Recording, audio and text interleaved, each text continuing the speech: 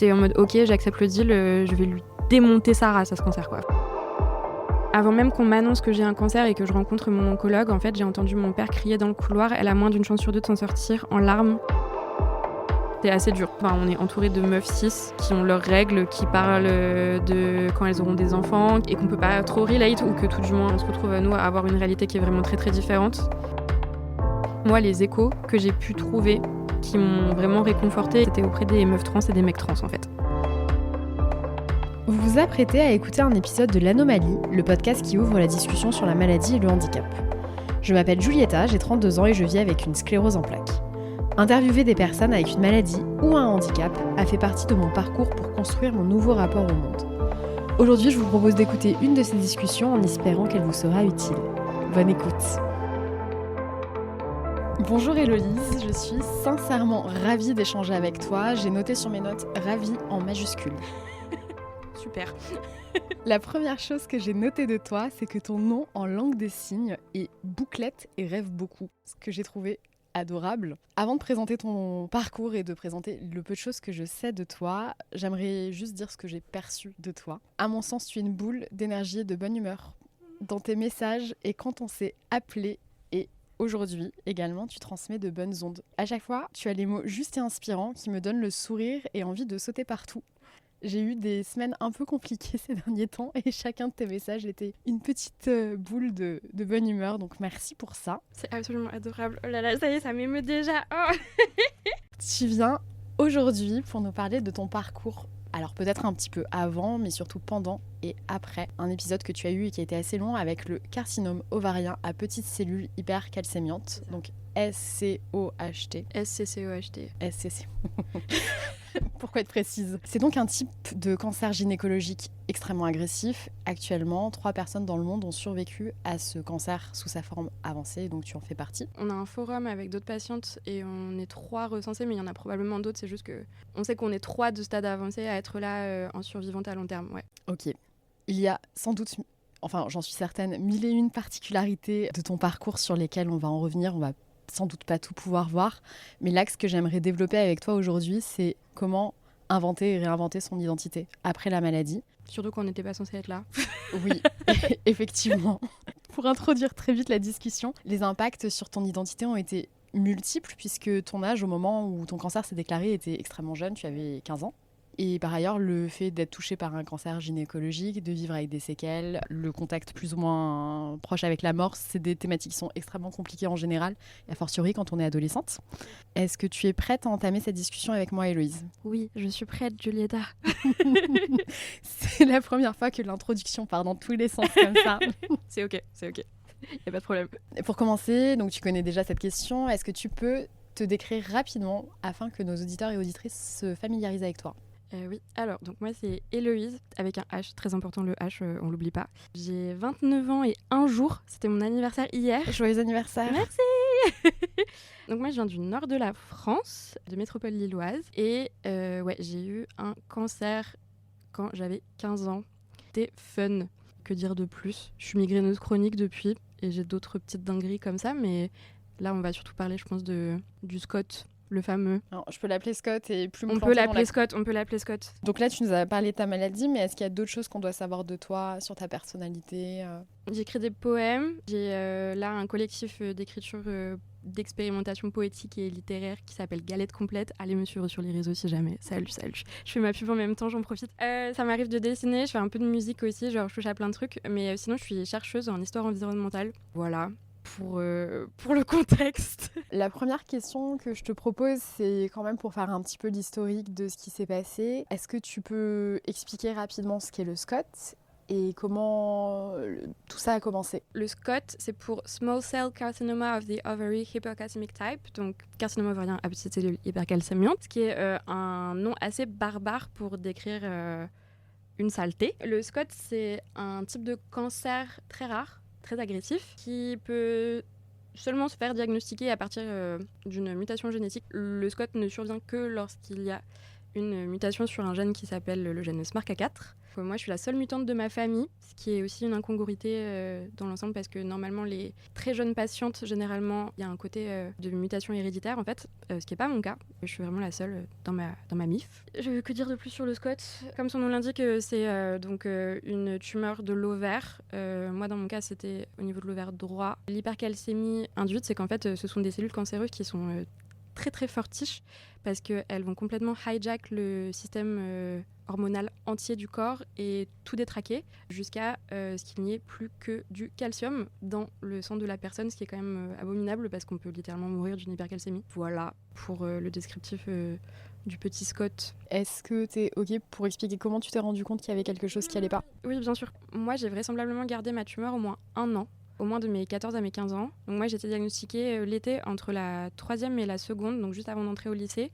Enfin, je venais de passer le brevet des collèges, en fait, et j'étais vraiment très, très malade. Enfin, j'avais très mal au ventre, j'ai beaucoup vomi, j'ai perdu beaucoup de poids en très peu de temps, j'arrivais plus à m'alimenter, et jusqu'à ce qu'en fait, mes parents m'emmènent quand même chez le médecin. Et puis après, tout est allé vraiment très, très, très vite. Et on s'est rendu compte que donc, j'avais une masse au niveau de l'utérus. Puis j'étais transférée d'hôpital en hôpital et opérée en urgence, en fait, le jour où j'ai eu mon échographie pelvienne, donc vraiment du jour même où on a vu qu'il y avait une masse.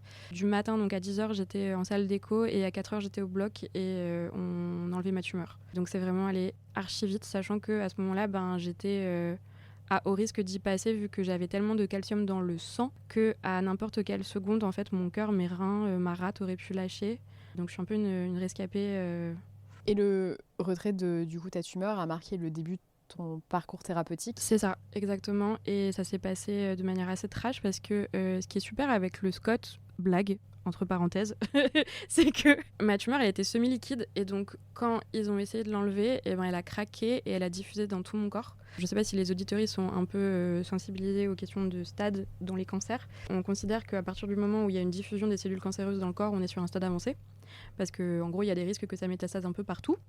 Et moi, dans mon cas, ça avait diffusé. Donc on était sur un stade avancé et le risque c'était que ça se propage très très vite à l'ensemble de mon corps et on pouvait pas trop savoir où étaient parties les cellules en fait. Parce que c'est petit, ces petites choses, donc ça peut un peu flotter dans tous les sens. Et je me suis retrouvée dans des grosses complications post-opératoires à la suite de l'exérèse de la tumeur. Ça a été assez traumatisant. J'ai frôlé la mort. Mais je suis là, quand même plutôt cool, honnêtement. Et tu es bien là ? Et je suis bien là, ouais, bien vivante. Et l'existence, c'est chouette. Mais ouais, c'était très très intense. Je pense que le service en question et les personnes même... les soignants qui se sont occupés de moi s'en souviennent. Enfin, en tout cas, pour en avoir discuté avec l'équipe, je sais que ça les a aussi beaucoup marqués. C'est pas courant et pas commun d'avoir un cas pareil dans un service de pédiatrie et même tout court dans un service, en fait. Frôler la mort à 15 ans, c'est quand même pas dingue. Comment est-ce que tu décrirais l'après-opération, donc ton hospitalisation et le début de ton parcours thérapeutique ? La question est volontairement ultra large pour que tu aies la possibilité de choisir les éléments saillants selon toi. Donc moi, j'avais 15 ans. À 15 ans, en fait, on est à la limite entre la pédiatrie et les services d'adultes. Et moi, j'avais vraiment tout juste, c'était 15 ans et 6 mois, 15 ans et 5 mois, enfin je sais plus exactement. En fait, il y a une limite normalement, je crois que c'est 15 ans et 3 mois où on nous passe chez les adultes. Et moi, donc c'était pendant l'été, donc il y avait de la place en pédiatrie. Et au lieu de m'envoyer en service de gynéco avec les vieilles dames, on m'a gardée en fait en chir viscérale, donc avec les enfants, donc les enfants qui avaient des Crohn, qui avaient des maladies du système digestif ou quoi que ce soit. Et dans les services de pédia, on parle aux parents avant de parler aux enfants ou avant de parler aux patients. Et quand on est ado, on aimerait bien qu'on nous parle d'abord à nous avant de parler à nos parents. Parce que même si on est mineur, on aimerait quand même pouvoir participer aux discussions ou pouvoir au moins avoir voix au chapitre. Et ce qui a été extrêmement violent et extrêmement frustrant dans mon cas, c'est que très tôt, en fait, je me suis rendu compte qu'en tant qu'enfant, j'avais pas voix au chapitre. Donc on se rend compte aussi que la violence adultiste en soi, qui est partout, elle peut se révéler de manière assez brute à l'hôpital parce que on nous demande pas notre avis ou très peu. Enfin, il y a quand même une recherche du consentement, mais en fait, on nous fait bien comprendre qu'on n'a pas trop le choix et que de toute façon, même les gestes intrusifs ou quoi que ce soit, va bien falloir les faire et que on va subir et c'est tout quoi. Mais surtout, ce qui s'est passé moi dans les périodes d'annonce, c'est que donc le jour de l'annonce, donc après que la tumeur ait été envoyée donc en anapath pour être donc analysée et qu'on puisse savoir exactement ce que c'était. Parce qu'à ce moment-là, on ne savait pas encore que j'avais un cancer. Enfin, on savait que c'était vraisemblablement très grave, mais on n'avait pas trop d'idée de ce que c'était exactement. Le jour de l'annonce, ça a été assez fameux, honnêtement, parce que je me suis retrouvée toute seule, avec du coup ma petite sœur, une de mes sœurs et une amie de mes parents qui était avec moi donc dans la chambre. La porte était entrouverte et mes parents avaient été appelés par l'équipe soignante, donc l'oncologue, la psy du service et la chirurgienne qui m'avait opérée. Et ils étaient partis en fait dans une salle annexe discuter et les minutes passaient et moi je voyais l'aiguille sur l'horloge qui était en train de tourner et 10 minutes, 15 minutes, 20 minutes, 25 minutes, une demi-heure, 45 minutes. Bon, au bout d'un quart d'heure, j'avais compris que j'avais un cancer. Parce que je m'étais dit, ok, c'est bon, ils sont parvenus, c'est que c'est grave. Au bout d'une demi-heure, j'étais là, ok, là, ça commence à faire long quand même, les gars. 45 minutes, j'étais ouf, c'est quoi le délire ? Avant même qu'on m'annonce que j'ai un cancer et que je rencontre mon oncologue, en fait, j'ai entendu mon père crier dans le couloir. Elle a moins d'une chance sur deux de s'en sortir en larmes et tomber dans les bras du coup d'un des amis de mes parents qui était dans le couloir, qui attendait mes parents à ce moment-là. Donc moi j'ai appris que j'avais un cancer comme ça et que j'avais des chances de survie extrêmement minces en plus de ça parce que mon père se mettait à hurler dans le couloir que sa fille allait probablement mourir. Il pensait pas forcément que je l'entendrais. Mais bon, en même temps, voilà, la porte était entrouverte et puis ça s'est passé comme ça s'est passé. Mais je pense que ça a été un peu décontenançant pour tout le monde et pour l'équipe médicale aussi parce que au moment où l'oncologue est entré dans la chambre, moi je lui ai crié dessus en lui disant mais c'est vrai ce qu'a dit mon père, j'ai moins d'une chance sur deux de m'en sortir, j'ai un cancer, mais répondez-moi. J'étais très énervée. Faut imaginer une Héloïse, 15 ans, un peu désinhibée par la douleur, la fatigue et qui a eu le ventre ouvert genre quelques jours avant, c'était pas génial. Mon oncologue spécial dédié au docteur Lerva, s'il nous écoute, a été vraiment très doux au regard de la situation. Même si à l'époque, pour moi, c'était le monsieur mauvaise nouvelle et je lui vouais une certaine détestation. Mais il s'est mis à ma hauteur, en fait. Il s'est agenouillé, vraiment, il s'est mis à ma hauteur d'enfant. Et ça, c'est un truc, honnêtement, il n'y a pas beaucoup de médecins qui le font et c'est important de le noter. Et d'une voix très calme, mais il était ému aussi. Il m'a dit je suis désolée, mais je vais devoir confirmer ce que t'as dit, ce que vient de te dire ton papa. Tu as une maladie très agressive et nous allons devoir la traiter avec un traitement encore plus agressif. Donc ça, c'était pour l'annonce. À ce moment-là, donc c'était le premier moment d'annonce et il y a eu d'autres moments ensuite.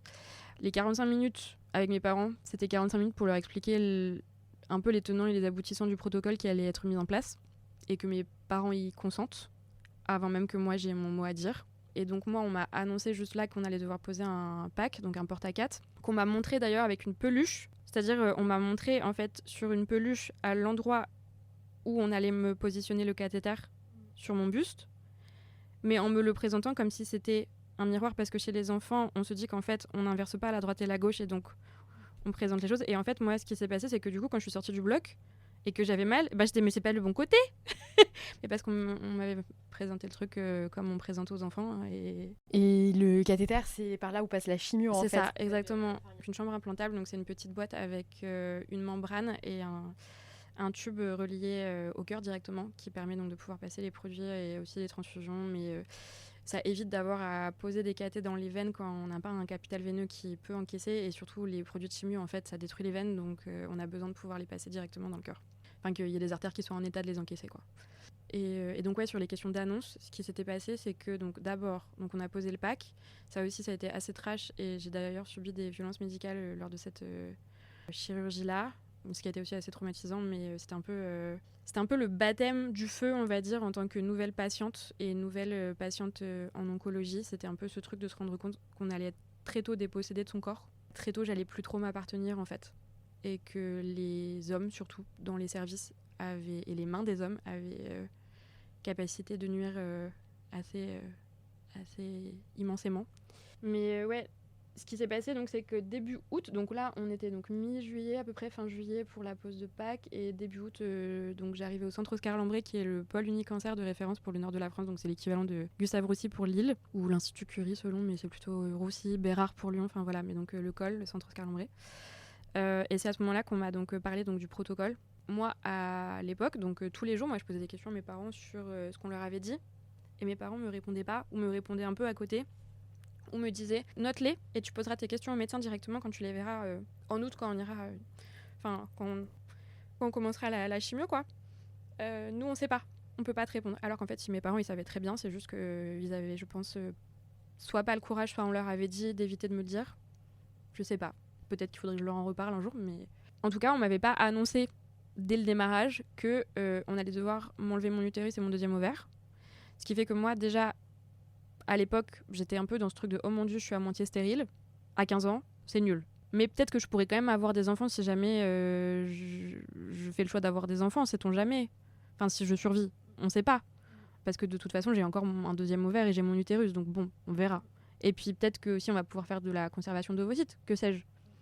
Que nenni, cela n'a pas du tout été une option, parce que le truc avec le protocole, quand on a un SCOT, c'est de tout enlever. Conserver les ovocytes, c'était pas possible? Non, c'était pas du tout possible parce que dans le cas d'un cancer ovarien, tu vas pas conserver un ovaire alors que potentiellement il y a des cellules cancéreuses dedans et réinjecter ensuite des cellules cancéreuses. Ouais. Non, je pose la question parce que par exemple, le protocole pour les personnes qui subissent de la radiothérapie, c'est notamment dans le cas de la leucémie où c'est tout le corps qui. Voilà, c'est en fait on prélève. Tout à fait. En fait, pour plein de types de cancers, on peut faire les prélèvements d'ovocytes, il n'y a pas de problème. En fait, quand les organes génitaux sont pas touchés, il n'y a aucun souci. Moi, c'était un cancer ovarien donc. Les cellules qui ont déconné, c'était littéralement les cellules de mes ovaires. Donc on va peut-être éviter de me réinjecter ensuite à terme si je survis potentiellement du cancer, quoi. Mais ça reste quand même plutôt injuste aussi. Est-ce qu'on t'a informé à ce moment-là de tout ça? On m'en a informé donc en août seulement, donc quand même pas mal de temps après donc la première annonce donc déjà du cancer. Déjà il y avait donc le diagnostic de cancer et en fait donc l'annonce du protocole elle a été plus tardive. Alors que l'annonce du protocole avait déjà été faite à mes parents. Mais parce qu'on a considéré que j'étais pas en mesure de tout entendre. Et on a décidé pour moi, à ma place. Et on m'avait déjà, entre guillemets, enlevé une part d'agentivité à ce moment-là, ce qui m'était insupportable. Et donc moi déjà, j'étais très en colère, rien que d'avoir un cancer. Parce que avoir 15 ans et avoir un cancer, encore une fois, je le redis, c'est nul. Si c'était pas déjà assez évident. Mais en plus de ça... Ah oui, parce que aussi, avant d'être diagnostiquée, on m'avait pas écouté. Parce que avant qu'on m'emmène aux urgences et que je finisse au bord de la mort, il y avait quand même eu de longs mois qui s'étaient passés où j'avais eu des symptômes. Et il y a plein de gens qui m'ont pas écouté. Parce qu'en fait, j'avais des symptômes d'infection urinaire. Mais quand je faisais les ECBU, il y avait rien. Et donc on me disait que c'était dans ma tête. Et que j'étais stressée. Alors que, j'avais une tumeur de la taille d'un melon qui comprimait ma vessie. Donc oui, bien sûr que j'avais un inconfort urinaire. C'était évident. Mais non. Pour moi, je faisais comme des infections urinaires tous les jours. Donc j'avais vraiment cet inconfort urinaire, mais constant. Et on me disait, non, mais c'est dans ta tête. Et donc j'ai vécu des mois avec des sensations d'infection urinaire, en fait. Et puis j'avais d'autres symptômes aussi. Après, j'étais partie en Allemagne faire un échange linguistique. Et j'avais mes règles qui avaient été un peu différentes. Et à l'époque, je sais que je m'étais dit c'est peut-être le changement d'horaire, le changement d'alimentation, le fait d'être dans un autre pays. Parce qu'à la base, j'avais toujours été réglée vraiment comme une horloge. Et là, j'avais eu mes règles toutes les 2 semaines et avec un peu du spotting. C'était très bizarre en fait en termes de saignement et ça avait duré que 3 jours alors que normalement ça durait 1 semaine. C'était vraiment très étrange et je m'étais dit c'est chelou. Et ça, c'était donc septembre-octobre. L'année précédent mon diagnostic, donc on était fin 2011 à ce moment-là, et moi j'étais diagnostiquée en juillet 2012, donc presque 1 an après. Sachant que déjà dès l'été 2011, j'avais commencé à remarquer que j'avais les ongles jaunes qui jaunissaient. Et en fait, les ongles jaunes, c'est un signe d'hypercalcémie. Je vais faire paniquer tous les gens qui ont les ongles jaunes à cause du vernis à ongles maintenant, mais ça peut être un signe d'hypercalcémie. Et en fait, ce qui s'est passé, c'est que du jour au lendemain, quand on m'a enlevé ma tumeur, mes ongles sont redevenus des ongles tout à fait normaux, quoi. Je fais une mini pause de la description de ton parcours à l'hôpital. Donc, tu as beaucoup mentionné l'importance du consentement, etc. Donc, il y a 3 ressources moi, auxquelles je pense. Je ne sais pas si tu les connais. Il y a un livre de Claire Marin qui s'appelle Hors de moi, qui est génial. Et en fait, elle a beaucoup été opérée, etc. Et en fait, elle décrit cette expérience que tu as mentionnée. En fait, elle décrit l'expérience. Alors, elle a eu des douleurs énormes, etc. Mais le fait d'être dépossédée de son corps et donc d'être littéralement hors d'elle, parce que quand tu es suivi par le corps médical, etc., on va te faire passer des examens, mais sans vraiment penser à ton bien-être, ton confort, etc. Et puis, tu peux voir beaucoup de gens d'un coup. En fait, au lieu d'être patiente, tu deviens assez vite t'as la sensation d'être déshumanisé en devenant un objet de soin et d'être réifié plutôt que prise en considération tel un humain et un égal, parce qu'il y a aussi la hiérarchie soignant-soigné où tu te retrouves à faire face à la blouse et tout de suite tu te sens tout petit et t'oses pas forcément dire les termes alors même que t'es dans l'inconfort. C'est très, très aliénant l'hôpital. Ça peut très vite devenir aliénant en soi. Ouais. Et ensuite, il y a un podcast qui s'appelle Impatiente. Oui. Et Oui. je crois que c'est le premier ou le deuxième épisode où en fait elle décrit une biopsie dans le sein Complètement. qu'elle ne veut pas. Et moi, ça m'a fait penser à une scène de viol en fait, où elle hurle, elle veut pas, et le médecin lui la pique pour récupérer de la matière à analyser. Elle souffre, elle hurle et il continue. Bah, j'ai pas mal d'histoires comme ça à mon actif. Ouais. Et la dernière ressource, on en a parlé déjà toutes les deux, c'était, alors je sais plus si c'est un post qu'il a fait ou des stories, mais Baptiste Beaulieu, Oui, qui avait publié quelque chose sur comment, en tant que médecin, pratiquer des examens sur des enfants. exactement. Ouais. Il faisait un gros distinguo entre qu'est-ce qui est nécessaire pour, Oui. pour la vie de l'enfant à l'instant T. Et pour sa survie, Voilà. vraiment à l'instant T, et qu'est-ce qu'on peut reporter, et quelles sont les violences qui sont évitables surtout. Exactement, et que en fait expliquer, prendre le temps, etc., ça débunk pas mal de choses. Exactement, ouais. Donc voilà, c'était juste pour dire, il y a plein de ressources que je vous partagerai et qu'on vous partagera toutes les deux pour aller plus loin sur cette question-là. Donc, on communique très mal vis-à-vis de toi, on t'explique pas trop Pas qu'on communique très mal, mais on communique pas très bien. Ouais, voilà, on communique pas très bien. Tu te rappelles dans quel mood t'étais, toi? Donc t'étais en colère, À ce visiblement. moment-là, j'étais très en colère. Il y avait encore du choc forcément, mais en fait, j'ai accepté très vite le truc. Enfin, dès l'annonce, dès la fin du mois de juillet, j'étais en mode ok, j'accepte le deal, je vais lui démonter sa race à ce concert, quoi. Enfin, j'aime trop vivre en fait. Donc j'étais là, ok, dac. On me dit que j'ai plus de chances de mourir que de vivre. Bah vous savez quoi, je vais vivre en fait, les gars. Enfin, je savais que en soi les stats et la science étaient contre moi. Hein. Tout le monde me l'avait bien dit. Et moi-même, j'en étais assez convaincue, honnêtement. Enfin, je m'attendais pas à m'en sortir. Enfin, je suis quand même une personne très rationnelle, quoi. Et enfin, voilà, je savais que les stats, elles étaient pas de mon côté. Et pour autant, je suis encore là. Donc, parfois, on fait mentir à la médecine. Et ça arrive. Les miracles arrivent, vraiment. Je suis la preuve vivante que les miracles...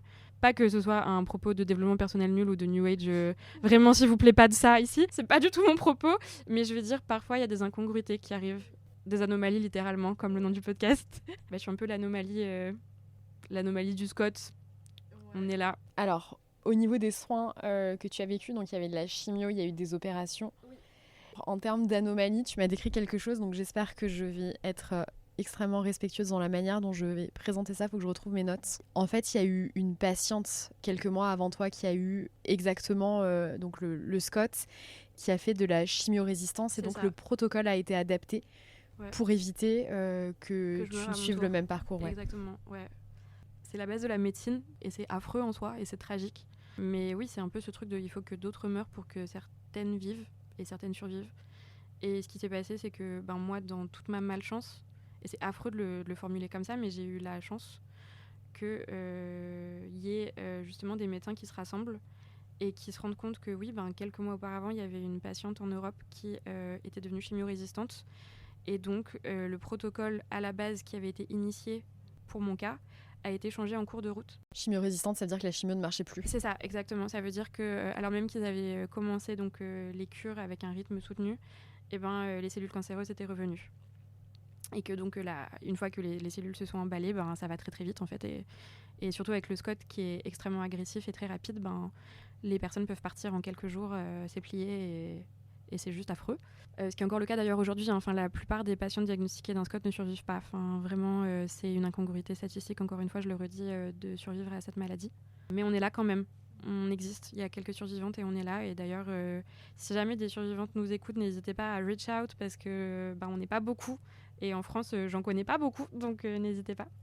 Même si vous étiez que stade 1, je vous jugerai pas, ça va. C'est très bien que ce soit toi qui fasses ce genre de blague. Oui, non, mais voilà, mais moi j'ai le droit. Ouais, j'ai un peu perdu le fil, je sais plus ce que je disais. Donc le fait, pardon, la chimio-résistance, voilà. Oui, la chimio-résistance, tout à fait. À la base, ce qu'ils avaient prévu moi pour mon protocole, c'était 6 cures de chimio, ensuite donc l'hystérectomie totale élargie, donc le retrait de l'utérus, de mon deuxième ovaire, des chaînes ganglionnaires autour et un curetage lombo-aortique en plus. Donc vraiment, ils ont juste tout gratté au niveau du pelvis pour être sûr qu'il restait plus rien ou pour limiter au moins les risques au max qu'il n'y ait pas de cellules qui reviennent. Et après ça, donc intensification de chimio avec une greffe et enfin de la radiothérapie. Donc à l'époque, l'immunothérapie n'existait pas, mais maintenant ça existe. Et en gros, ce qui s'est passé, c'est que donc j'ai commencé la chimio et 2 ou 3 séances après, en fait, on m'a dit en fait, on va avancer la chirurgie. Et moi, à la base, je m'étais dit je vais encore avoir mes règles un petit peu peut-être, ou je vais garder mon utérus et mon deuxième ovaire encore quelques mois. Et en fait, là, c'était bim bam boum. Ben non, en fait, tu vas être ménopausée beaucoup plus vite que prévu, Héloïse, parce qu'on va encadrer la chirurgie. Parce que justement, cette fameuse patiente, est devenue chimio-résistante et les cellules cancéreuses sont revenues. Et donc, toi, on veut vraiment pas prendre le risque. Donc, ce qu'on va faire, c'est qu'on va faire 3 cures.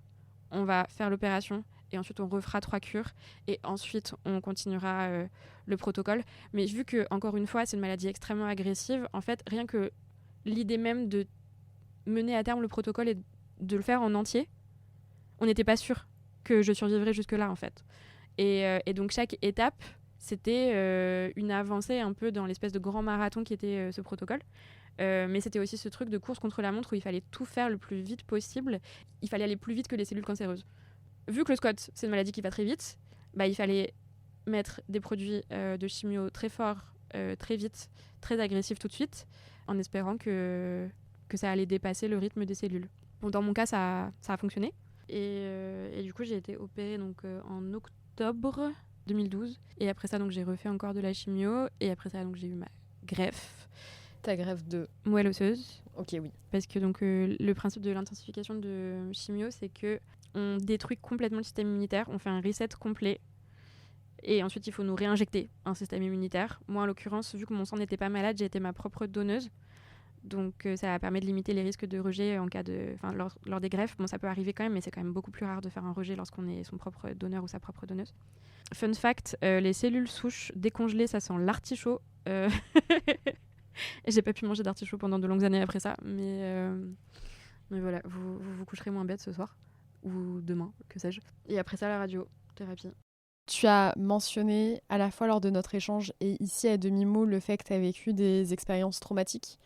Je vais pas te demander de revenir dessus. Si tu veux en parler, tu t'es libre bien sûr de le faire. Ce que moi j'aimerais creuser, c'est dans quelle mesure certaines violences ou certaines maladresses auraient pu être évitées. Donc comme tu l'as mentionné, le cadre était extrêmement complexe puisque ta maladie allait très vite.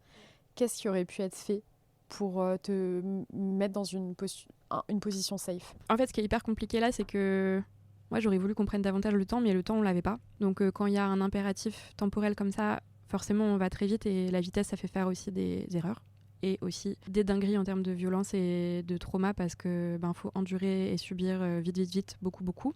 Moi je suis d'avis que en ce qui concerne les enfants, et notamment en ce qui concerne les adolescentes qui ont des maladies gynécologiques, mais en fait n'importe quelle personne qui a une maladie gynéco ou un cancer gynécologique a fortiori, mais même en fait n'importe quel cancer, parce que je pense qu'on peut aussi juste élargir ça à tout le monde, c'est qu'à partir du moment où il y a des gestes intrusifs et des chirurgies extrêmement intrusives, enfin moi dans mon cas j'ai eu une hystérectomie sous célioscopie, ça s'est un peu passé comme un avortement. Enfin le chirurgien qui m'a opéré a fait plein de petits trous, il a fait gonfler mon ventre avec du gaz, ça fait flotter tous mes organes et ensuite avec des petites pince, il a découpé les organes et ensuite il a aspiré par voie basse avec bougie vaginale comme pour un avortement en fait.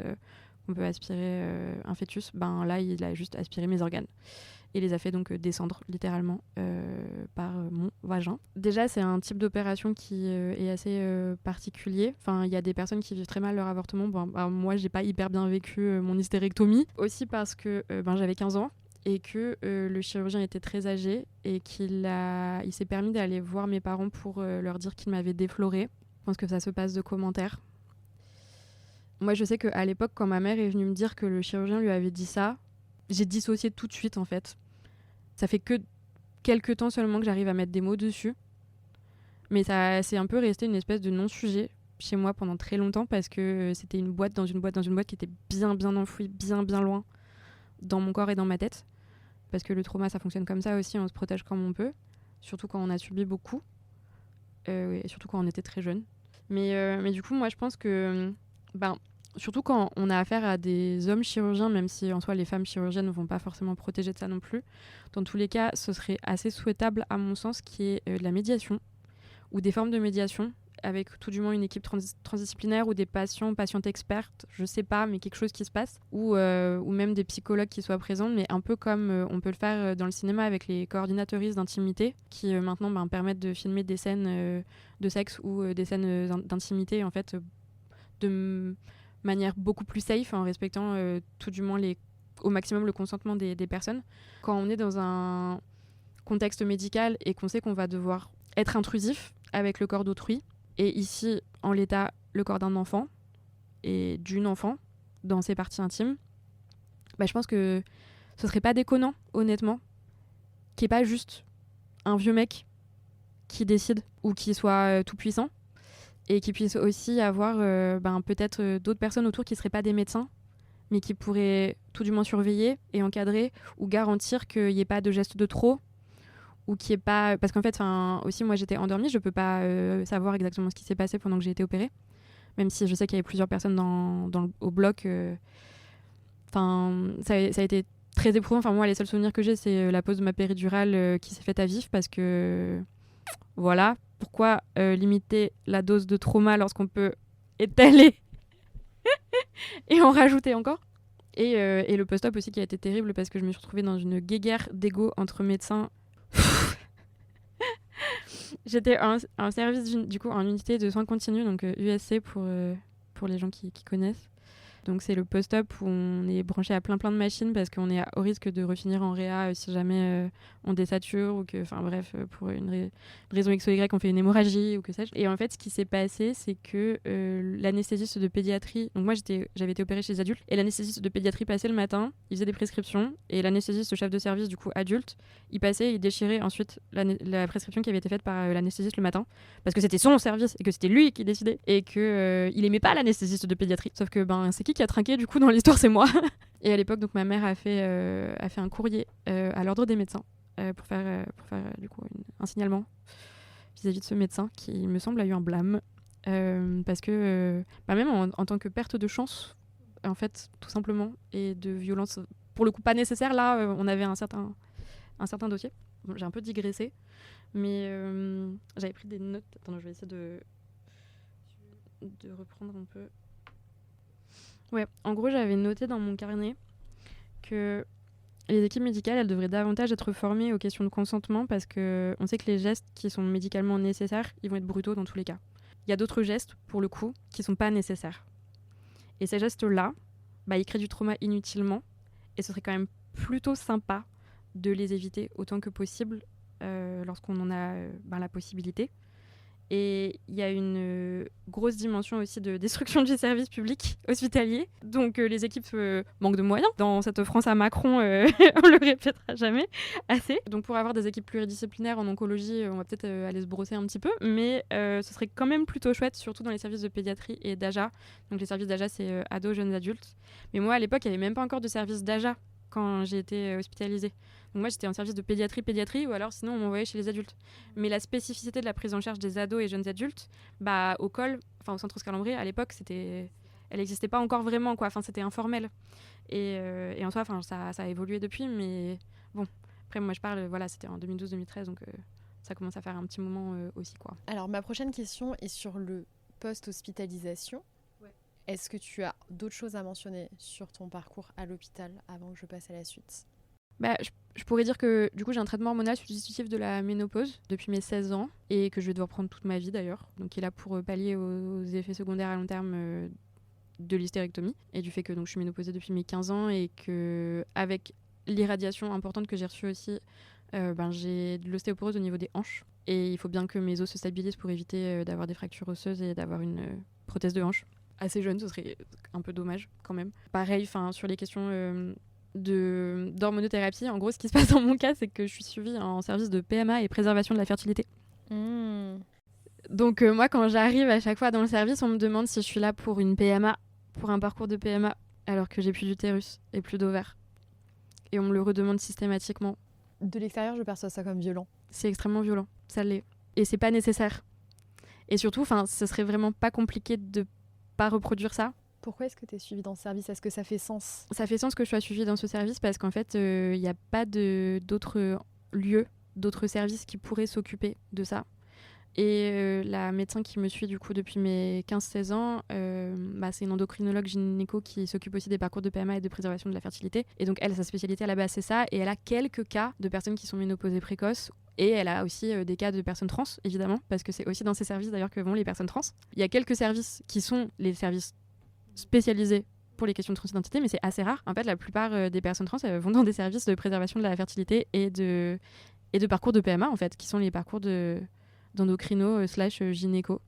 Et c'est quand même une sacrée dinguerie. Et j'avais demandé notamment à ce que ce soit noté dans mon dossier que quand j'arrive par exemple au secrétariat, on me repose pas systématiquement cette même question qui est « Ah oui, mais est-ce que vous êtes enceinte ? Est-ce qu'il y a de quand datent les dernières règles ?» Parce que j'y ai droit à chaque fois, c'est vraiment systématique et à chaque fois je le redis Guys, quand même, c'est pas très cool !» Et puis souvent ça met un froid parce que tout de suite je réponds en fait j'ai ni utérus ni ovaire, donc non. Et souvent la personne en fait elle est très gênée et elle s'excuse. Moi je suis là oui, mais enfin j'ai déjà demandé à ce que ce soit noté dans le dossier, mais bon, vraisemblablement ça... Donc tu m'as dit que c'était difficile en tant que personne ayant vécu un cancer gynécologique de te réapproprier ton corps, donc ça pose toutes ces questions-là. Est-ce que justement tu pourrais encore plus développer? Pourquoi est-ce que c'est compliqué? Alors avec tes limites à toi bien sûr, donc ça peut être super utile pour les personnes qui sont concernées déjà de trouver quelqu'un qui peut ressentir les mêmes choses, et aussi pour les proches qui parfois d'un point de vue extérieur peuvent dire des paroles ultra maladroites. Donc ça fait écho aux questions de dépossession du corps dont on a fait mention tout à l'heure aussi, mais en fait c'est une zone de mon corps qui a été touchée par tellement de mains et par tellement de monde et par tellement de médecins et qui a été vue et découpée et c'était plus trop mon corps en fait. C'est une zone de mon corps où je considérais que c'était pas mon corps. Parce que même, j'étais dans un KGB aux urgences, la porte elle était ouverte, il y avait 3 infirmières en même temps qui étaient en train de me raser, de mettre de la bétadine, de tout désinfecter, et puis c'est affreux en fait. C'est juste affreux. Et moi on m'avait pas demandé mon avis. Il fallait le faire. Et donc toi t'es là, tu dissocies, tu fais comme tu peux pour passer à travers. Et du coup pendant très longtemps ce qui s'est passé aussi, c'est que à l'hôpital il y a des discours qui peuvent être très vite essentialisants, notamment sur les questions de masculinité et féminité. Par exemple, même sur les questions de pinkwashing au niveau des cancers du sein et ces trucs de il faut être belle et jolie, et même dans la maladie, et se maquiller, et mettre des perruques, et blablabla. Ce qui peut être très cool. Les soins de socio-esthétique en soi, ça peut être très empouvoirant aussi pour les patientes et pour les femmes qui souffrent de ces diagnostics. Mais ça peut aussi être vraiment pervers, en fait, et provoquer un peu des pressions à performer un certain type de féminité. Mais moi, ce qui s'était passé, surtout, c'est que j'avais 15 ans. Quand on est au collège, c'est un peu le moment où on intègre les normes de genre et les stéréotypes, notamment sur ce que c'est d'être une fille et ce que c'est que d'être un garçon et comment les filles et les garçons fonctionnent. Et moi, à 15 ans, j'avais plus d'ovaires et plus d'utérus. À la fois, entre moi et moi, personnellement, je me suis dit que j'étais plus trop vraiment une vraie fille parce que j'avais justement intériorisé les discours autour de l'essentialisation et le fait que femme égale organes génitaux féminins. En plus, au collège, on a les programmes sur la sexualité et les organes génitaux, donc vraiment, c'était... Voilà, et puis à l'époque, on parlait pas des personnes trans. Oui, vas-y. Est-ce que tu peux expliquer ce que c'est que l'essentialisation? Oui, ok. Alors, l'essentialisation, donc, c'est un concept qu'on peut utiliser en socio ou en anthropo, mais on va dire qu'on va l'utiliser là de manière tout à fait... basique et random et rudimentaire. Essentialiser quelqu'un, c'est associer l'identité d'une personne à des composantes biologiques notamment, et c'est lié à l'eugénisme qui est aussi lié au racialisme d'ailleurs, mais tout est plus ou moins connecté. Et donc essentialiser une femme, par exemple, ça va être partir du principe qu'une femme, ça doit enfanter, c'est un utérus, des ovaires, et que c'est là pour faire des enfants, avoir ses règles, et voilà, basta cosy. Et qu'un homme, c'est un pénis, et que ça produit du sperme, et voilà. C'est fort et... Donc oui, ça, c'est des caractéristiques essentialisantes. Il y a des stéréotypes associés. Et sortir de l'essentialisation et déconstruire ces discours-là, c'est se dire qu'en fait, déjà, il y a des femmes avec des pénis et il y a des hommes avec des vagins. Oh, waouh, plot twist. Mais il y a aussi des femmes sans utérus et sans ovaires et des hommes sans pénis qui sont pour autant des femmes cis et des hommes cis. Waouh, mind blown. Ça, en l'occurrence, j'en avais pas trop eu écho quand j'avais 15 ans. En fait, on m'avait pas trop dit que c'était une possibilité et que je pouvais aussi apprendre à vibrer avec, quoi. Et donc, moi, à l'époque, j'ai ressenti un peu le besoin de performer de ouf la féminité. Donc, j'expérimentais beaucoup avec le maquillage, je mettais des talons, je mettais des mini-jupes, je faisais des folies avec mes turbans, parce que je détestais les perruques, genre ça grattait, c'était horrible. Mais les turbans, par contre, je les assortissais à mes vêtements et je faisais des nœuds spéciaux un peu fantasques. C'était rigolo. Et je m'étais rendu compte, en fait, dès ce moment-là, déjà, que c'était super performatif, en fait. Parce que j'avais l'impression de jouer une pièce de théâtre. À chaque fois que j'allais à l'hôpital, je mettais plein de make-up, je mettais des paillettes, je mettais du vernis à ongles, je m'habillais, je choisissais mes vêtements avec soin. Et j'avais vraiment l'impression d'être un personnage dans une pièce ou dans un film un peu chelou, une tragicomédie, quelque chose comme ça. Et d'être une héroïne, un peu une anti-héroïne, en fait. Mais je pense que j'avais aussi besoin, dans une certaine mesure, de peut-être romantiser ce qui se passait, alors même que c'est dur de romantiser le cancer, on va pas mentir, mais puis c'est pas forcément souhaitable de le faire non plus. Mais bon, j'avais 15 ans, quand on a 15 ans, on est un peu mégalo et on a un peu l'impression aussi de vivre généralement au centre du monde. Mais je pense que c'est le lot de tous les ados et de cet âge, en l'occurrence. Et moi, j'avais l'impression que j'étais très très vieille pour mon âge et que vraiment on m'avait trop volé mon enfance et mon adolescence et que j'étais trop mature et que personne pouvait me comprendre et que j'étais toute seule au monde. Bon, c'était un peu vrai, mais j'étais aussi vraiment une ado en fait. Et j'avais l'impression que j'avais plus aucune innocence, qu'on m'avait volé toute ma naïveté, ce qui était en partie vrai, mais c'était pas complètement vrai non plus parce que j'étais quand même encore et vraiment une ado. Et qu'à 15 ans, même quand on a un cancer, en fait, on a quand même que 15 ans. Même si on a l'impression d'en avoir 75. Et justement, est-ce que petit à petit, tu as cheminé sur cette question de réappropriation du corps et de penser ton identité, en fait? Ouais. À un moment, tu m'as dit un truc trop cool. Tu m'as dit, si je suis une meuf sans utérus, c'est ok, je peux créer moi-même ma version de ce que c'est que d'être une meuf. En soi, ça semble aller de soi, mais je mesure tout le cheminement qu'il y a eu derrière pour se dire ça. Ouais. Je t'avais dit aussi, quand on s'est parlé la première fois, que je considère que le transféminisme, notamment, ça m'a sauvée. Vraiment. Merci les meufs trans, notamment. Merci les mecs trans, mais merci surtout les femmes trans. Est-ce que tu peux expliquer, alors déjà, ce qu'est le transféminisme et dans quelle mesure ça t'a sauvée? Grosse dédie aux adelphes trans, vraiment. Donc, être une meuf cis avec un traitement hormonal, sans utérus, sans ovaire, et réussir à se réapproprier un peu sa féminité ou tout du moins son identité de genre et son expression de genre aussi et expérimenter dedans, c'est dur. C'est assez dur, surtout quand autour de soi, on est entouré de meufs cis qui ont leurs règles, qui parlent potentiellement d'IVG, qui parlent de quand elles auront des enfants, qui parlent de leur première relation avec leurs copains, leurs copines, et qu'on peut pas trop relate ou que tout du moins, on se retrouve nous à avoir une réalité qui est vraiment très très différente et qu'on n'a pas forcément beaucoup de personnes autour de nous avec des vécus qui font écho. Et en fait, moi, les échos que j'ai pu trouver, qui m'ont vraiment réconfortée et qui m'ont fait me sentir moins seule, c'était auprès des meufs trans et des mecs trans, en fait. Je me sentais beaucoup plus proche de mes adelphes trans que de toutes les personnes cis autour de moi. Bon, jusqu'à preuve du contraire, je suis cis. Je considère que de toute façon, l'identité de genre, c'est fluide pour tout le monde. Donc, je me considère cis, je me sens très cis, mais peut-être que d'ici à ce que, je sais pas, je devienne une autre personne... on sait pas, on sait jamais. Donc, déjà, le féminisme, c'est la défense des droits des femmes, globalement, et la lutte pour les droits des femmes et pour l'égalité entre les femmes et les hommes. Et le transféminisme, c'est spécifiquement la branche du féminisme qui s'intéresse aux droits et aux luttes pour les droits des femmes trans. Et les femmes trans, parmi les personnes trans, elles prennent quand même vachement cher.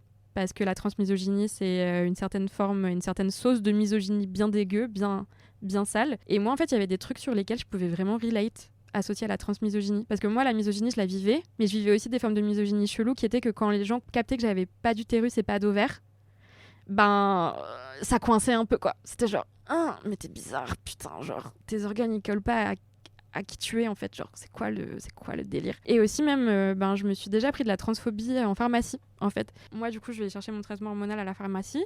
Les personnes trans savent la galère que c'est que de récupérer ses hormones à la pharmacie, même quand on est cis, on galère en fait, parce que globalement il y a des tensions d'approvisionnement tout le temps et parfois vraiment on se fait zioter de la tête aux pieds. Et une fois j'étais à la grande pharmacie des Halles à Châtelet et je suis tombée sur une pharmacienne qui m'a vraiment regardée de haut en bas.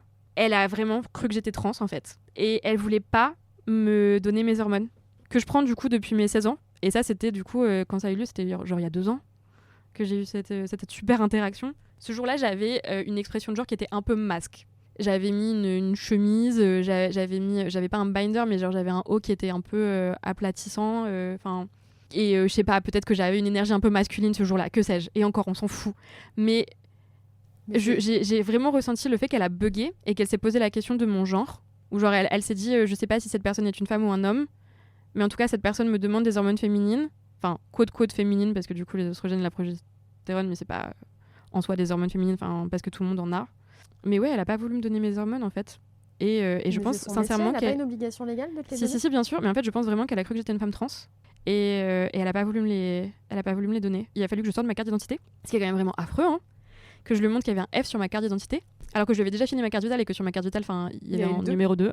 Mais je pense qu'elle avait même pas regardé, en fait. Elle était trop aveuglée par ses préjugés, je pense. Mais surtout, l'ordonnance, elle était à ton nom et ça... Mais vraiment, mais c'était absurde. Mais vraiment, l'absurdité de ce moment, je m'en remets toujours pas. Et ouais, il a fallu que je lui explique que non, mais en fait, je prends des hormones depuis mon adolescence. Et ouais, elle voulait pas. J'étais là comme, ok, d'accord, la transphobie, super, merci. D'un point de vue extérieur, je sais pas si c'est comme ça que toi, t'as vécu les choses, mais la violence que je vois, c'est que tu dois te justifier d'une situation dont t'es pas responsable, tu dois justifier de ton identité. Ouais. Par ailleurs, en fait... En public, en plus, dans une pharmacie. Elle avait le choix, elle est censée te donner ton traitement. Complètement. C'est pas t'es en train d'acheter de l'alcool et t'as 15 ans. Complètement, mais le truc c'est que vu qu'il y a des tensions d'approvisionnement, en fait, les pharmaciens et pharmaciennes sont obligés de filtrer, entre guillemets, aussi les doses qui sortent. Et le truc c'est que moi c'était une ordonnance spéciale pour récupérer plusieurs boîtes d'un coup. Et en fait elle voulait pas. Et en fait moi je voulais récupérer juste une boîte. Mais parce que c'était un moment où justement il y avait rupture. Et je savais qu'il y en avait une là. Et elle était là, non mais je préfère la garder pour d'autres personnes qui en ont plus besoin. Et moi j'étais mais c'est-à-dire en fait. Moi j'ai besoin de ce traitement tous les jours pour fonctionner. Mon corps me lâche autrement. Donc puis elle était bah oui il y a des femmes qui en ont besoin. Moi j'étais est-ce que je suis pas une femme du coup? J'étais mais quoi? Bref. C'était vraiment un moment d'anthologie. Tout ça pour dire le transféminisme, le sang de la veine et mes sœurs trans en fait. Vraiment, on se sait sur les questions de traitement hormonaux et les galères que c'est. Comment est-ce que petit à petit tu as réussi à mettre des mots sur tout ça et à en parler? Parce que je présume que donc, au début tu te posais énormément de questions, ou en tout cas ton rapport à toi-même était peut-être un peu plus complexe. Ouais, complètement. Comment est-ce que petit à petit tu as réussi à verbaliser, ce qui est aussi la preuve que les choses se posent, quoi. J'ai écrit pas mal aussi au début, je pense.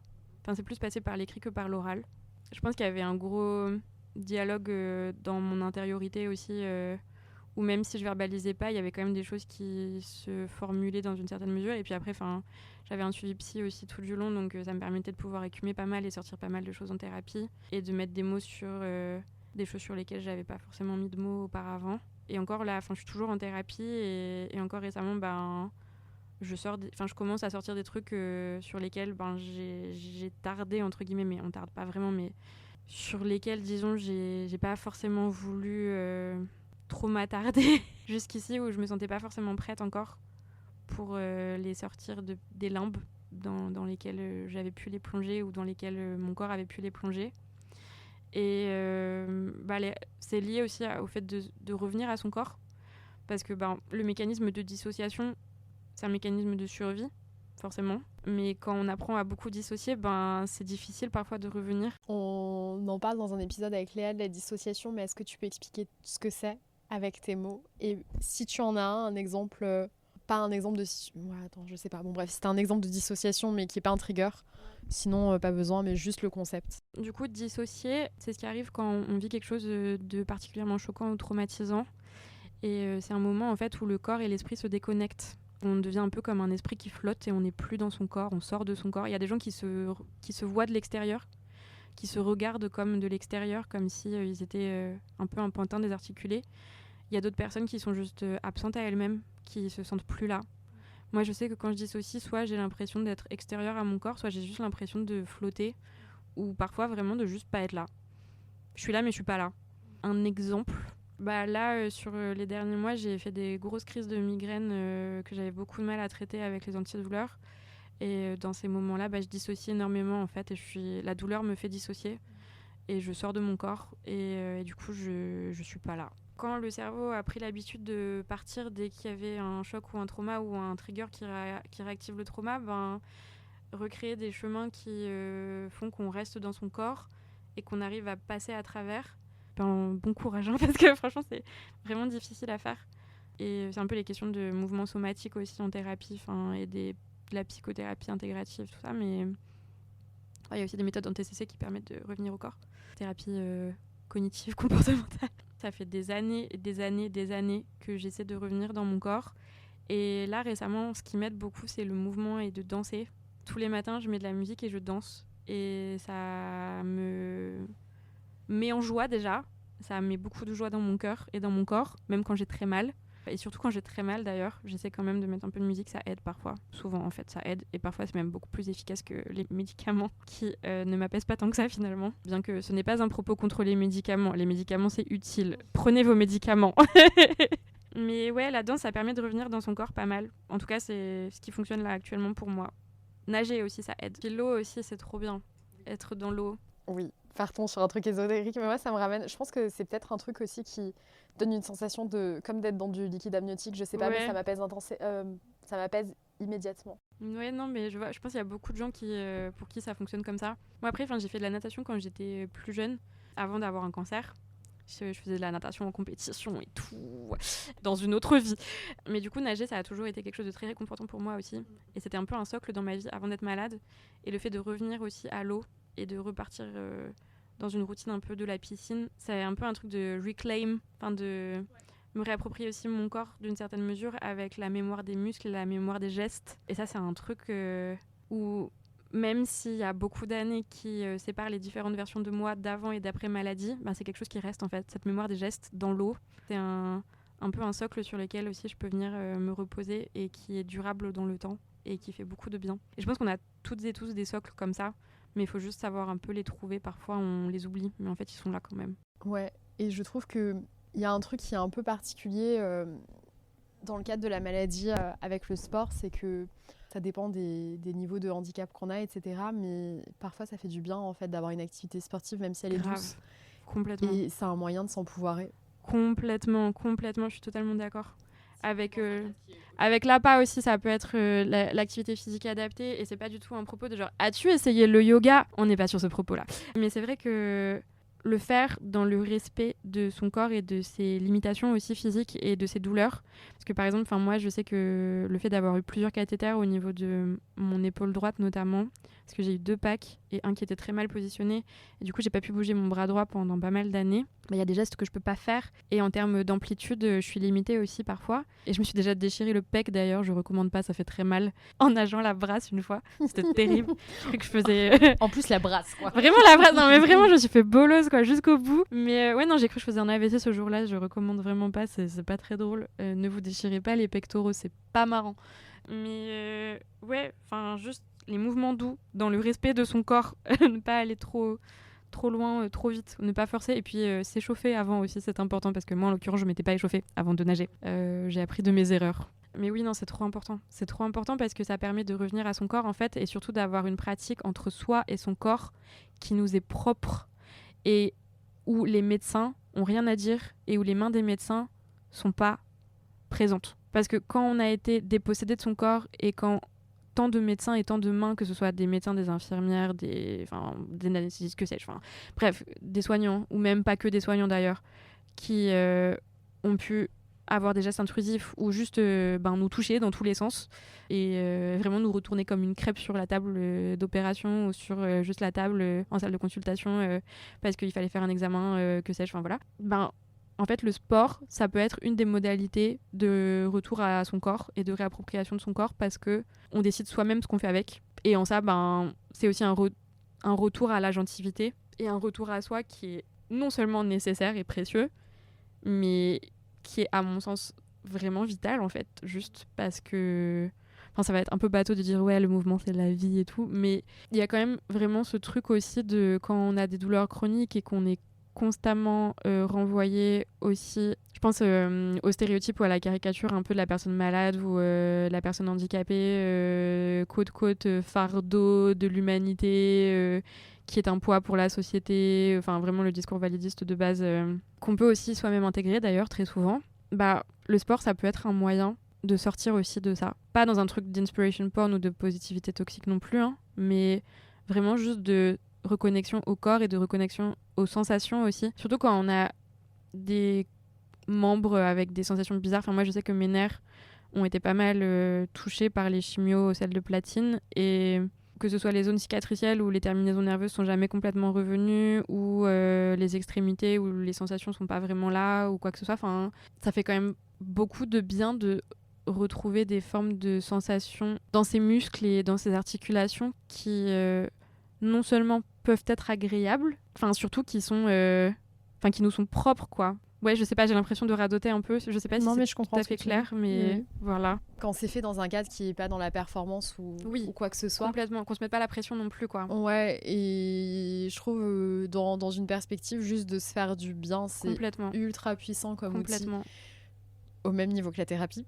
Grave. Différemment, mais c'est un espèce de... en fait, je dirais que c'est introspectif aussi. C'est ultra complémentaire à la thérapie. La thérapie, c'est vraiment faire la paix avec tous les traumas qu'on a pu vivre.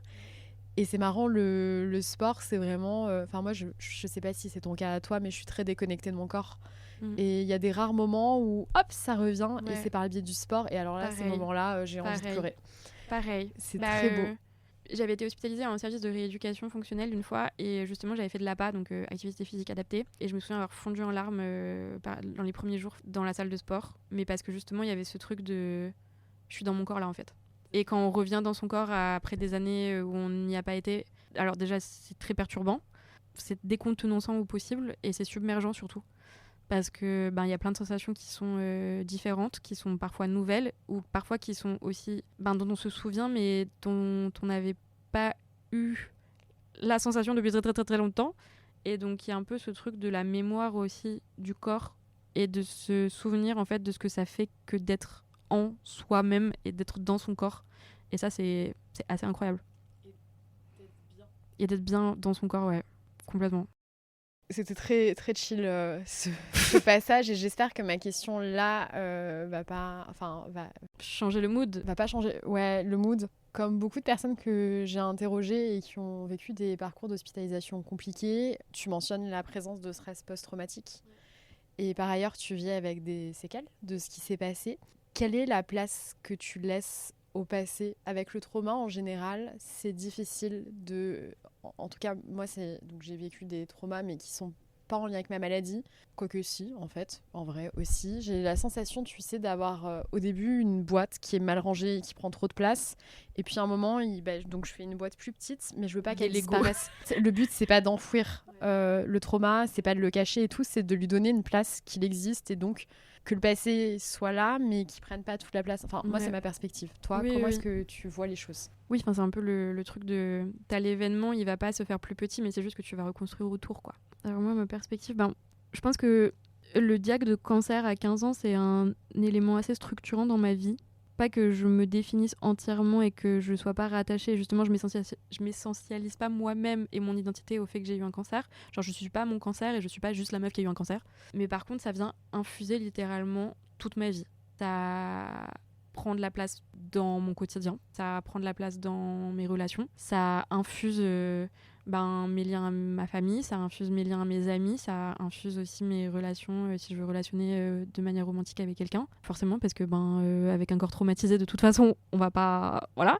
Et le stress post-traumatique complexe, en plus de ça, y a un côté très imprévisible, en fait, où parfois on se fait trigger de manière complètement absurde, alors qu'on pensait en fait que c'est bon, on avait fait le taf à peu près, que ah oui, non, ça c'était un dossier à l'ancienne, on l'a bossé en thérapie, on était au calme, c'est bon, on n'est pas censé réactiver le truc. Et en fait, un jour comme ça, je sais pas, t'es en train de te balader dans la rue et il y a un son un peu strident ou je sais pas, une odeur parfois. Moi j'ai ça surtout avec les odeurs parce que je suis hyper osmique aussi, donc ça joue, mais parfois c'est juste une vieille odeur de sueur de médicaments ou de sueur de stress, ou une odeur de café froid, ou une odeur de plastique, genre le plastique des blouses d'hospitalisation ou de radiothérapie, ou même là récemment du coup j'ai été perfusée, il a fallu rincer, et le produit de rinçage du coup c'est juste du sérum Phi, mais en fait le goût du sérum Phi, ce truc juste de l'odeur, le goût, la sensation qui te renvoie directement à la mémoire corporelle associée, et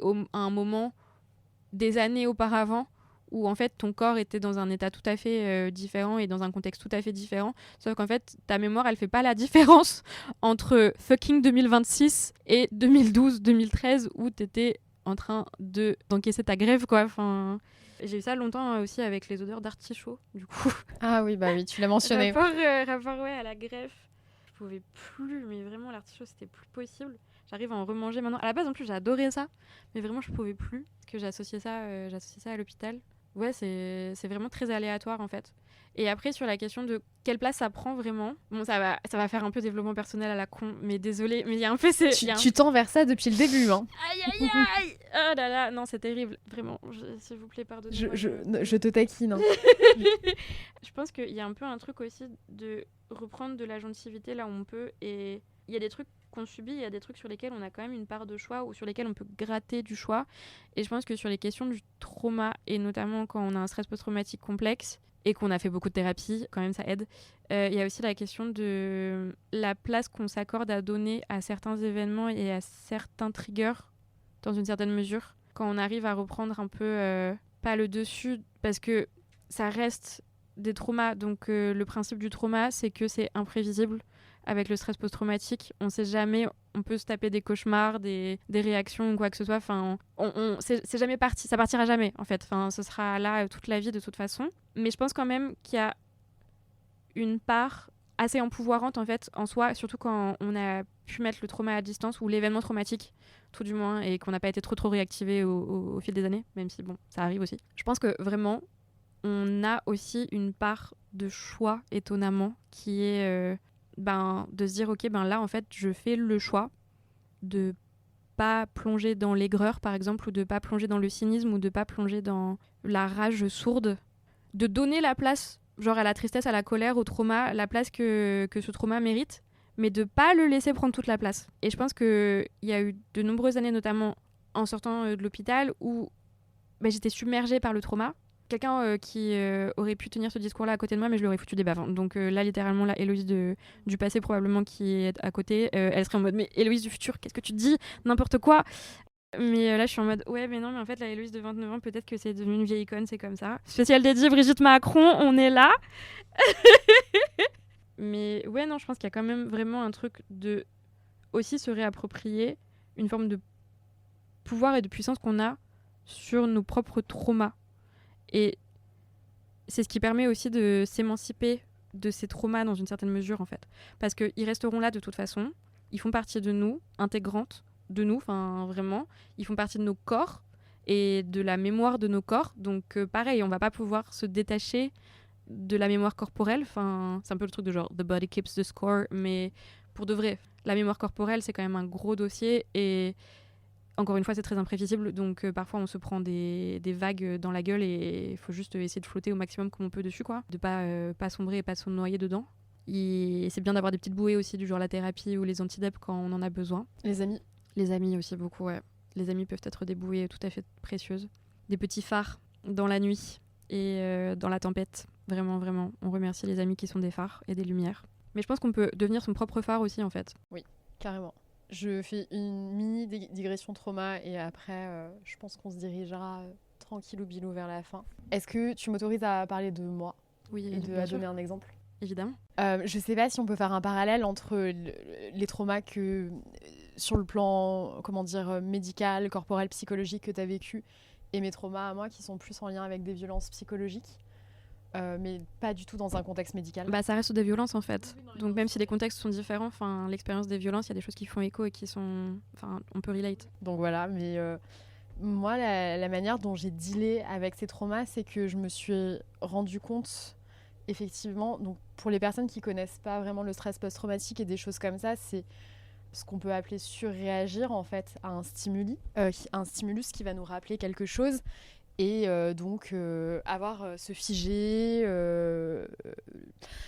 avoir une crise d'angoisse ou des choses comme ça. Et en fait, effectivement, quand on est mis en contact avec la chose qui est un trigger, vu de l'extérieur, ça peut sembler une surréaction. Et en fait, c'est plein d'émotions qui se mélangent et qu'on ne comprend pas, etc.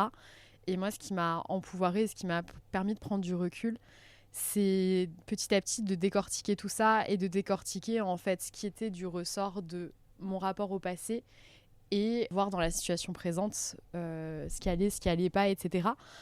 Et donc, c'était juste pour rebondir ce que tu disais entre la Héloïse du présent et la Héloïse du passé, etc. C'est qu'en fait, à un moment, il y a un gros travail de deuil à faire et qui est ultra dur, c'est d'accepter qu'on a vécu un trauma. Et ça, c'est assez dur. Et d'accepter, effectivement, et c'est ce que tu as dit, que ce sera toujours là, parce que en fait, ça revient, etc. Et on peut avoir des trucs un peu compliqués. Et puis, à un moment, faire la paix avec tout ça et accepter qu'on on sera toujours un petit peu ce cheval qui fuit à un moment où il y a un bruit un peu fort ou des choses comme ça. Oui, et puis ça confronte aussi à l'incertitude globalement et au mindfuck qu'est la vie et l'existence, oui. Si on part sur un propos un peu existentiel. Mais ouais, je pense aussi avec le trauma, il y a un truc qui est un peu de l'acceptation radicale qui est nécessaire. On ne pourra jamais prendre la mesure, même envers soi-même, même avec toute la réflexivité du monde et même avec toute la thérapie du monde, en fait, on ne pourra jamais, même entre soi et soi, prendre toute la mesure de ce que le trauma a fait et de ce que le trauma a produit. Je pense que ça fait aussi étonnamment du bien, en fait, de faire le taf d'accepter ça et de se dire que, en fait, j'ai pas de contrôle dessus, déjà, ou très peu. Et ça contredit presque ce que j'ai dit auparavant sur le fait que en fait on a le choix et que mais non, les deux peuvent cohabiter ensemble. Mais il y a un peu un truc de, à mon sens, le trauma qui est tellement submergent et qui, encore une fois, c'est des boîtes dans des boîtes dans des boîtes dans des boîtes et parfois en fait on n'a même pas conscience que les boîtes elles existent. Par exemple pour les gens qui ont des amnésies traumatiques ou quoi que ce soit, en fait ça peut prendre tellement de formes et se traduire dans les détails du quotidien, dans les gestes, dans les propos, dans la manière dont on relationne avec les gens, de 1000 manières. Dans le non-verbal, ça peut prendre tellement de formes et de traductions en fait que c'est impossible en tant qu'humain de juste se dire j'ai tout compris de mon trauma et je sais comment ça fonctionne et comment je réagis et comment en fait je pense que le gros taf d'acceptation vraiment c'est aussi de se dire que juste on est très peu de choses globalement et que nos traumas ils prennent la place qu'ils prennent et qu'il faut juste vibrer avec quoi. Les surréactions, maintenant, j'essaie de les interpréter comme moi qui essaie de me protéger d'une manière maladroite. Mais c'est complètement ça. Mais de me dire, en fait, oui, ça peut sembler bizarre, une crise d'angoisse pour le monde extérieur, mais en fait, c'est juste moi qui essaie de me mettre en sécurité. Oui. C'est ton cerveau et ton corps qui sont en mode alerte, on se protège. Avec toute ma maladresse, donc maintenant, j'essaie de le prendre comme un truc mignon. De me dire, ok, j'essaye. Oui, mais c'est la Giulietta trauma qui est là en mode Giulietta du présent, je te protège, j'arrive. Exactement. Et j'ai mis ma cape. C'est ça, mais merci. C'est un truc qui revient assez souvent dans les épisodes des personnages dans ma tête. Donc ça, c'est un plus. Moi, j'ai fini avec toutes mes questions, Héloïse. Okay. Est-ce qu'il y a des sujets que nous n'avons pas abordés, des thématiques qui te tiennent à cœur, des choses que tu veux dire ? Ouais, je pense qu'il y a un truc peut-être qui me vient là, c'est la question de la pérédance. Surtout quand on a une maladie très rare. Donc moi j'ai eu un SCOT, on n'est pas beaucoup à avoir eu des SCOT et à avoir survécu à des SCOT surtout, mais c'est pas parce qu'on se sent très seul du fait de sa patho qu'on ne peut pas relate et qu'on ne peut pas faire écho avec d'autres personnes qui ont eu d'autres pathos. Et à mon sens, la solidarité et l'adelphité handi et malade chronique, c'est un socle dans ma vie qui est tellement important. Mes amis qui sont handi et mes amis qui sont malades, même ceux qui ont eu des cancers, mais ceux qui n'en ont pas eu aussi, il y a des choses sur lesquelles en fait on peut s'entraider, on peut serrer les coudes et on peut s'écouter entre nous et même si on ne peut pas comprendre du tout dans nos corps et dans nos chairs ce que ça veut dire à la place des autres, au moins on aura quelques clés de lecture que les valides n'auront pas ou que des personnes qui n'ont pas vécu certains traumas ou qui n'ont pas traversé certains événements de vie ne pourront pas même entrepercevoir, c'est même pas possible d'imaginer pour eux c'est vraiment une incongruité absolue. Et je pense vraiment que la pérédance ça sauve en fait parce que notamment quand on a une maladie super rare on se sent isolé. Moi j'ai longtemps cherché des personnes qui avaient eu des cancers gynéco, même pas des SCOT, juste des cancers gynéco à l'adolescence, j'en ai pas trouvé. Parce qu'aussi il y a le secret médical, parce que les médecins même si on est en demande en fait ils partagent pas et puis aussi parce qu'en fait la plupart des enfants et ados qui ont des cancers ils aiment pas trop en parler. En fait, la plupart des enfants et des ados, ils subissent en silence et ils parlent pas. Moi d'ailleurs, j'ai une conversation avec mon oncologue récemment à ce sujet qui me disait oui, mais toi t'es bizarre de toute façon, tu parles. Toi tu parles, toi t'as toujours voulu parler, t'as toujours posé plein de questions, t'étais curieuse, tu voulais savoir comment fonctionnaient tous les traitements et il y en a pas beaucoup des comme toi. Et j'étais là, ok d'accord, très bien, I'm not like the other girls, mais en fait si je suis absolument comme les autres filles, tout à fait. Je pense quand même que quand il y a un besoin de connexion et des questions et de la curiosité et qu'on se sent seul, à partir du moment où ça nous pèse, trouver des personnes auprès de qui parler et auprès de qui décharger un petit peu du poids de l'existence, c'est un peu la base. Et c'est quand même plutôt très chouette. Et ça soulage et ça réconforte. Et je pense que c'est aussi ce que prendre soin veut dire. Et la solidarité Andy, c'est merveilleux en fait. Et d'ailleurs, je vais peut-être même... attends, transition incroyable. Et d'ailleurs, c'est aussi merveilleux que le type de podcast que tu proposes existe. Parce que ça crée des espaces de solidarité Andy assez incroyables qui permettent aussi de libérer certaines paroles qui sont marginalisées et minorisées et qu'on n'entend pas, ou qu'on entend trop peu, et qu'on s'entende aussi entre nous, en fait. Et qu'on puisse s'écouter entre nous, et parfois se trouver entre nous, et que ça tisse du lien, et qu'on se sente moins seul. Et en ça, c'est trop chouette. Et merci. Merci à toi. Alors, je sais absolument pas réagir à ce genre de choses, donc je vais juste dire merci et de manière, un petit cœur coréen. Exactement. En fait, je suis au début de mon parcours militant sur les questions Andy. Je pense que je me sens très timide, etc. C'est un axe qu'on a identifié sur l'épisode que j'ai publié hier avec Arnaud sur le militantisme, justement, parce que... comment est-ce que tu conceptualises le fait, justement, de créer cette solidarité Andy alors qu'on a tous des troubles différents, des niveaux de handicap qui sont distincts, etc. Et c'est un peu la question que j'avais posée à Arnaud dans l'épisode, comment créer un esprit de corps quelque part, alors que avoir un trouble psy, c'est pas du tout la même chose que d'avoir vécu un cancer, que d'avoir des douleurs chroniques, etc. Donc, quel est ton point de vue là-dessus ? C'est comme les questions autour de l'accessibilité. En fait, il y a certains types c'est impossible d'être accessible pour tout le monde. Il y avait un exemple que je prenais quand j'étais... Oh là, je vais faire mon CV, c'est terrible. J'ai présidé l'association des étudiants et étudiantes Andy de mon école quand j'étais étudiante pendant un temps. Waouh, oh là là. Et l'exemple que je prenais souvent quand je devais faire un peu de la médiation ou de la prévention ou que je devais, on va dire, vulgariser des concepts antivalidistes, c'est que, moi, une fois, j'ai fait un stage dans un musée, pareil, que je ne citerai pas, et j'avais une collègue qui était...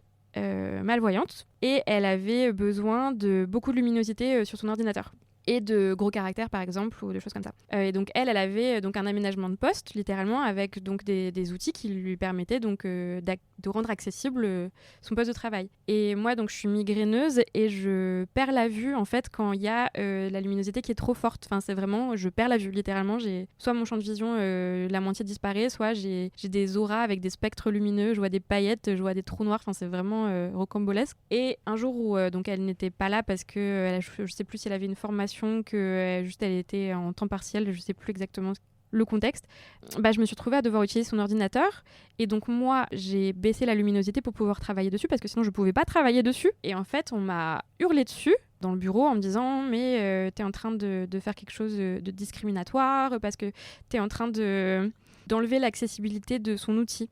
Et moi, je leur ai dit, mais oui, mais je vais la remettre à la fin de la journée. Mais là, je suis en train de l'accessibiliser pour moi. Et donc, avec cet exemple, en fait, il y a un peu l'idée que si elle et moi, on était dans la même pièce et qu'on avait le même outil à dispo, on n'allait pas s'en sortir, en fait. Il n'y a pas one solution fits all.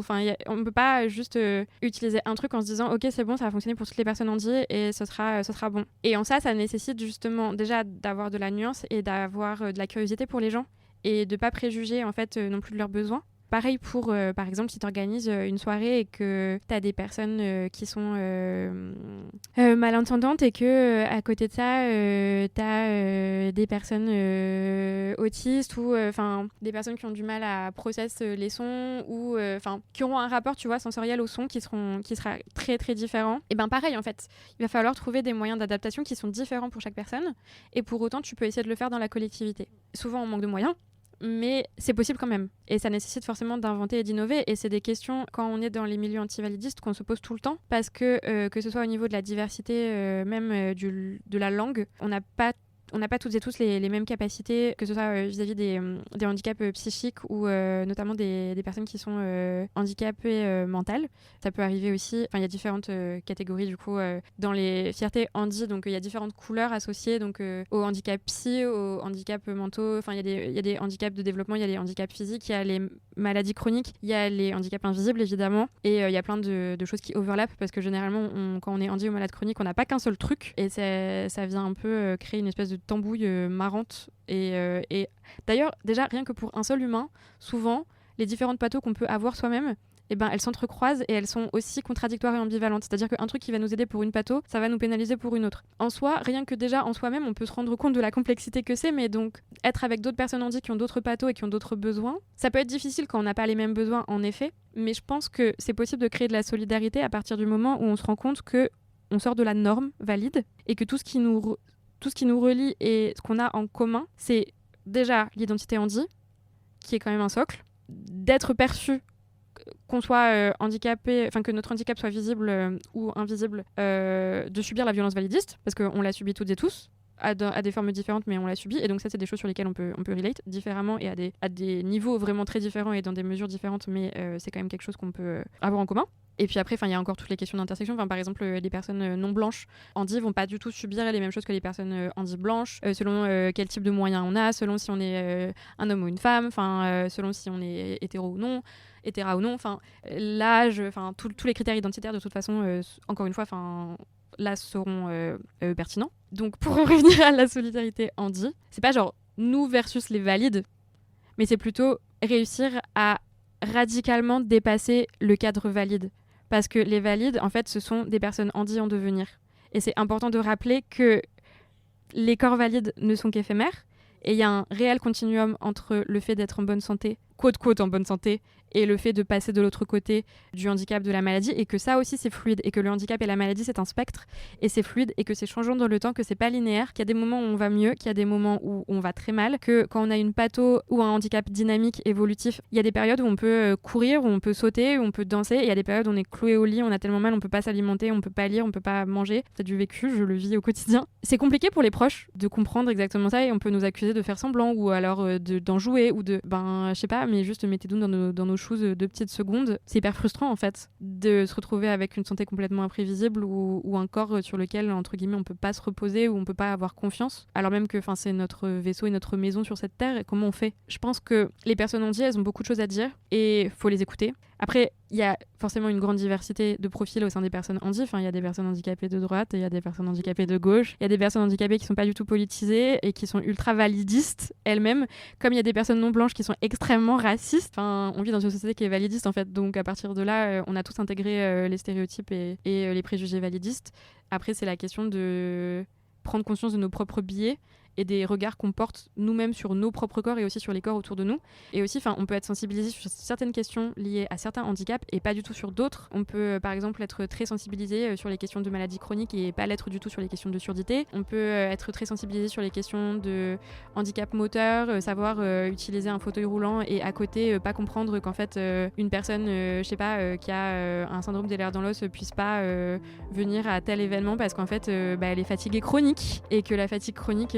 c'est quand même un gros dos, mais en fait il y a des personnes qui juste utilisent un fauteuil et ne sont pas fatiguées chroniques. Pour autant, on pensera davantage à la personne en fauteuil comme étant la personne handicapée, l'image d'Épinal de la personne handi, alors que, on le rappelle, mais le handicap c'est 1 personne sur 5 dans ce pays. Je l'ai dit en début d'épisode, Héloïse a une énergie communicative. J'ai apprécié sa spontanéité et sa bonne humeur pour évoquer des sujets difficiles tels que la construction de son identité de genre, alors qu'on a vécu un cancer gynécologique à l'adolescence. C'est le premier épisode que je vous partage où on évoque clairement ce que cela représente que d'être hospitalisé lors de l'enfance ou de l'adolescence. Héloïse ne remet pas en question les soins qui lui ont été prodigués, mais ce qui entourait ces soins. Je me répète, mais faire preuve d'une plus grande humanité aurait changé beaucoup de choses. Mention spéciale, donc, à ce médecin qui a utilisé une allusion sexuelle pour parler des actes médicaux nécessaires qu'il a pratiqués. Quelle est la plus-value de ce type d'allusion qui a créé un trauma chez Héloïse et sans doute chez une partie de sa famille? Je remercie sincèrement Héloïse de m'avoir contactée, d'avoir partagé son parcours avec beaucoup de sincérité dans l'anomalie, et d'illuminer mes DM à coups d'émojis en complément de super vidéos d'éducation. Connaissant Héloïse, nous allons vous lister une série de ressources pour aller plus loin sur les thématiques évoquées dans l'épisode. Avant de vous laisser, quelques mots sur l'anomalie. L'anomalie est un podcast autoproduit sur lequel je mets toute mon énergie. Je, Julietta Brécy, réalise la préparation, l'enregistrement et la communication des épisodes. Camille Debreuil m'accompagne sur le montage et le mixage de certains des épisodes. Si vous souhaitez soutenir ma démarche, entièrement bénévole, likez, commentez, partagez. Cela prend quelques secondes et cela fait la différence sur la visibilité du podcast.